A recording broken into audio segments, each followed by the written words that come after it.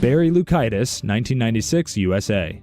If there's a quiet and bullied kid in your class, be sure to be the first one to befriend them because they might just spare you if they snap one day. In Barry Lukaitis' case, he probably just needed some friends when he decided to turn his school into a shooting range.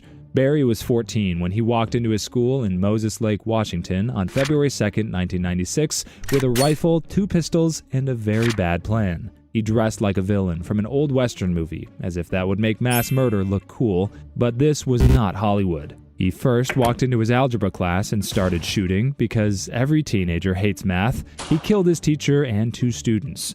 The attack ended when a teacher, John Lane, tackled Barry and pinned him down. Barry's attempt to be a deadly outlaw was cut short by a real adult who was not interested in his nonsense.